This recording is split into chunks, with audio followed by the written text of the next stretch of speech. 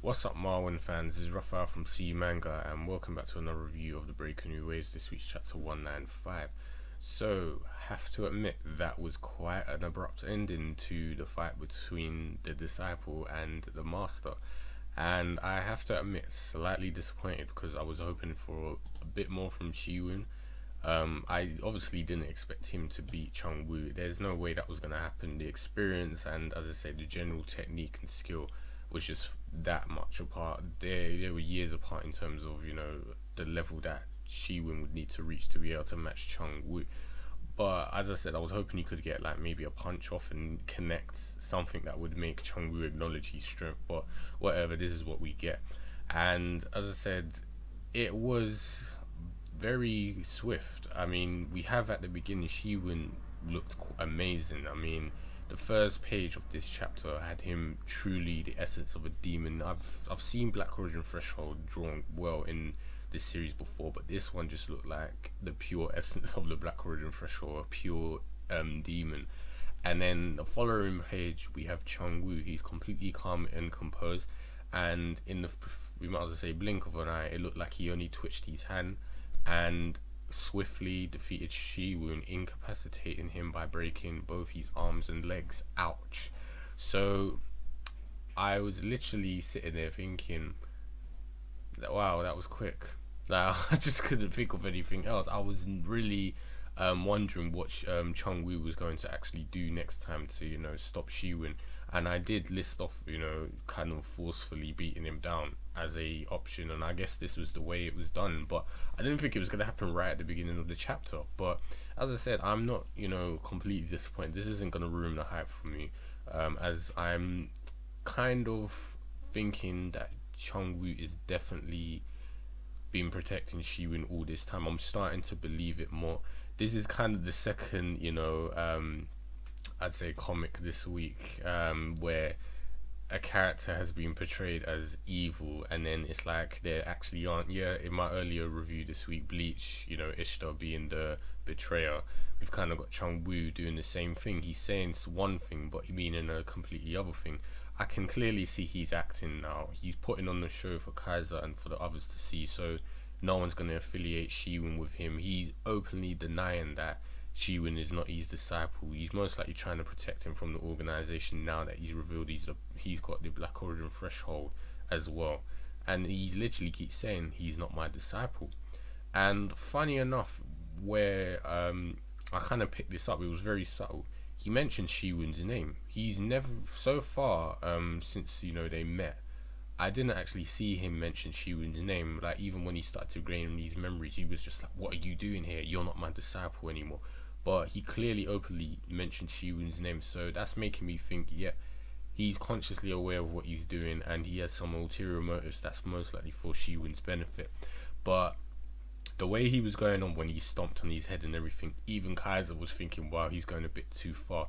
So it's obvious that not only was he doing that to get negotiations, even if it's inadvertently he's doing it, it is protecting Shi-Woon. He's pinning him down, he's stopping him from moving, and he's also kind of made him no longer a target in a way. So, because obviously he's proven that he's much stronger than Shi-Woon. Even the people with Kaiser saying, wow, he took down someone with the Black Origin Threshold that easily. Is he the true monster? And funny enough, when Kang-Sung actually was attempted to move, he was threatened by Chung-Woo, saying that I'll crack his skull clean open right now. And Jun-Chan completely saw through his bull crap and called him out on it. And he was brilliant when he pressured Chung-Woo to kill Shi-Woon. He's like, if he's not your disciple, why are you keeping him alive? Kill him right now. Kill him just like you killed that man over there. And you can tell that kind of struck a nerve, where he was just like, Chung-Woo had to think quickly of something else to say. The negotiations are obviously true, but I could tell that kind of threw him off when he said, when Jun-Chan said, kill him right now, then he's obviously no worth to you. But then he comes out with, you know, I need that helicopter, I'll trade his life for them. And Jun-Chan's like, I don't want to aggravate the situation, but fine, but you gotta give us the detonator. And it's like Jung-Woo's like, what if I don't? And his response was brilliant. It reminds me of Elder Kwan. It's like, I'll kill you and all of your followers right here and now. And then I think Chung-Woo, he most likely has some sort of I say care for his disciples as well, because he did show that before when he was saying "move back, you idiots" when Shi-Woon was gonna attack, and when he used the Phoenix cry. He was telling everyone to cover their ears, so he does have some sort of compassion. And now that he's thinking of his subordinates, I need a helicopter, we need to get out of here. Maybe the threat Jung-Chan said has kind of thinking, you know what, I can handle him, but I don't think my disciples can. So he's like, fine, we'll do this. I agree to drop in the detonator. So even another thing I forgot to mention as well was Jung-Chan is just so ruthless to the point that not only was he threatening Chung-Woo, he also threatened everyone in a helicopter. He's like, Kang-Sung was like, I can't convince them, they're not gonna listen to me. And he's like, I don't care, get them down here or I'll break all their necks in the helicopter. And I was just like, yeah, these old grandmaster martial artists are just badass. Not only with their actions and obviously skill, it's the words and dialogue that come out of them. It's so abrupt and straight to the point. They don't care about rank, they don't care about superiority or who the person is. They need to get something done. And the fact of the matter is, Shi-Woon is somewhat important to Jung-Chan now. He wants him back from Chung-Woo. This negotiation is happening if he has to give over a Murim helicopter and let the Nine Arch Dragon escape. This is how he does things, just like Elder Kon. So as I said, I'm hoping things aren't going to be swiftly done and Chung-Woo gets away. I'm hoping Shi-Woon most likely will get up. There might be a bit of a scuffle or something, I don't know. But as I said, it just seemed like it ended a bit too quickly and too easily, especially in comparison to part 1, where there was a lot more drama before Shi-Woon finally awoken Chung-Woo from the Black Origin threshold.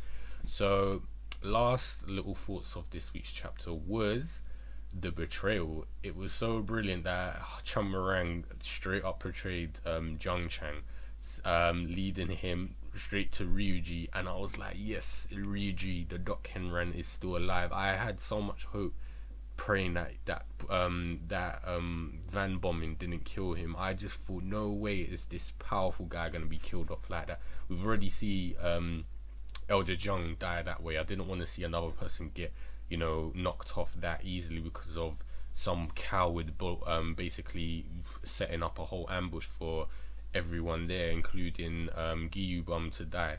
Did not want to see that again. But the fact that he's alive, he's back, he's pissed, he wants revenge against Jung-Chan, and the dialogue is like, you know the rules in the room. If you're prepared, you have attempted to take my life, you better be prepared to defend your own. This is the rules of the room, you know this. So even though he got away, I'm definitely looking forward to see the ass kicking that Jung-Chan is going to get from Ryuji, because he is also another student of the Black Heaven and Earth, and we need to see I just want to see a beatdown. He already escaped from Shi-Woon and Chung-Woo. Now I want to see Ryuji beat him down, and maybe in the future Ryuji might come and speak to Shi-Woon. I'm not saying the full alliance, but it would be good for him to join up and I don't know, discuss things. We'll see what happens with that.